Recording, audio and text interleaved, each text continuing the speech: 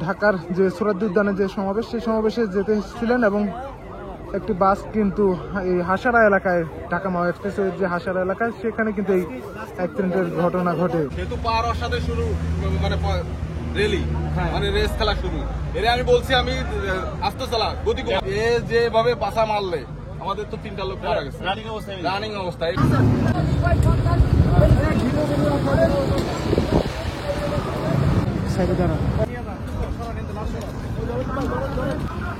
আচ্ছা,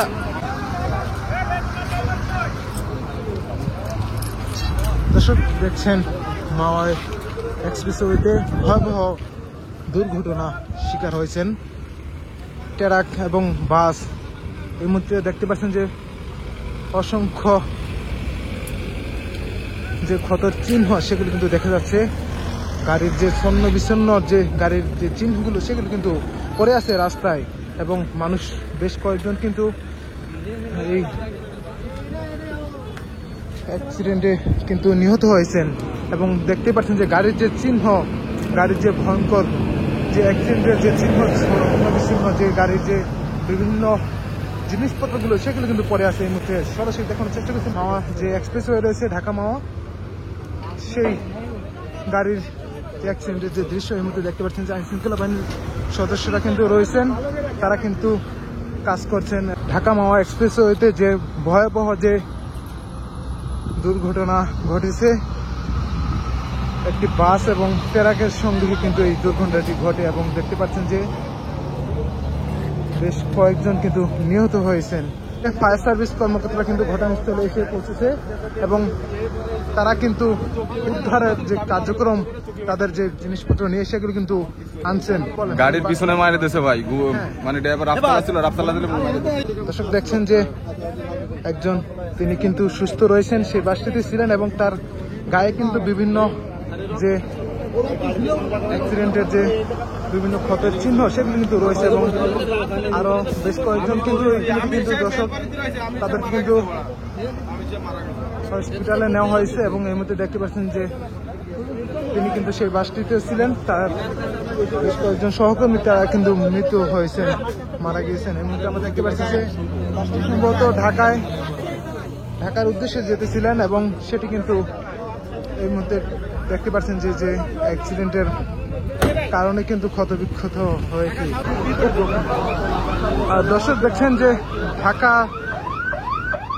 মাওয়া এক্সপ্রেসওয়েতে যে একটি ভয়াবহ যে অ্যাক্সিডেন্ট হয়েছে, এবং দেখতে পাচ্ছেন যে বাসটি কিন্তু ঢাকা যে আগামীকাল যে ইসলামী আন্দোলন বাংলাদেশের যে একটি সমাবেশ রয়েছে ঢাকা সোহরাওয়ার্দী উদ্যানে, সেই সমাবেশে যাওয়ার জন্য কিন্তু বাসটি কিন্তু সেই বাসে করে কিন্তু যাওয়ার জন্য কিন্তু বিভিন্ন নেতাকর্মী তারা কিন্তু যাওয়ার চেষ্টা করছেন, এবং সেই ঢাকা মাওয়া এক্সপ্রেসওয়েতে কিন্তু সেই ঘটনাটি ঘটে। এর মধ্যে দেখতে পাচ্ছেন যে অ্যাক্সিডেন্টের বাসটি কিন্তু বিভিন্ন যে অ্যাক্সিডেন্টের যে চিহ্ন দর্শক দেখতে পাচ্ছেন যে বাসটি পুরো কিন্তু দুমড়ে মুচড়ে গেছে, এবং ট্রাকের সাথে কিন্তু সেই বাসটি কিন্তু সংঘর্ষ হয়।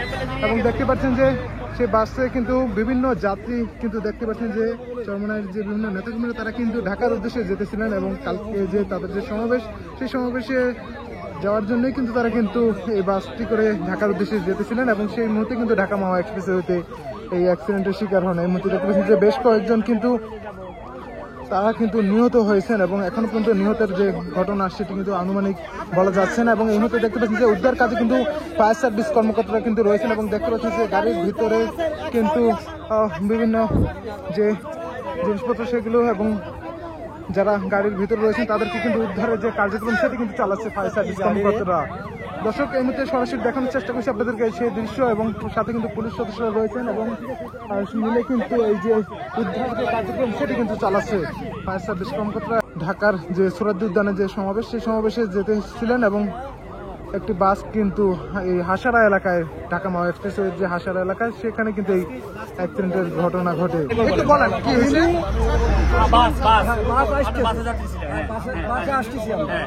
ট্রাক আগে রয়েছে, এবার ট্রাকের এত সিগন্যাল দিচ্ছে, ট্রাক সরতেছে না সরলি, এইবারে আমাদের গাড়ি তো রানিং রয়েছে, আসে মাঝে দেশের পিছনে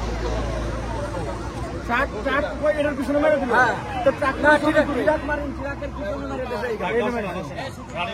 না রানিং তো বুঝছি, এবার আমি তো বুঝছি যে ট্রাক পিছনে করলো। ট্রাকে মেরে দিচ্ছে। হ্যাঁ, এরকম মারছে। কিন্তু এত দূরে গেছে, গাড়িটা এত দূরে গেছে। ওই সামনে ট্রাকে এসে সিগন্যাল দিচ্ছে, ট্রাক আলা সত্যি করে পাঁচ পাইতেছে। গাড়ির স্পিড ছিল মনে হয় ছিল প্লাস বুঝতে পারছি। আমি এবারও মেরে দিচ্ছে ট্রাকে।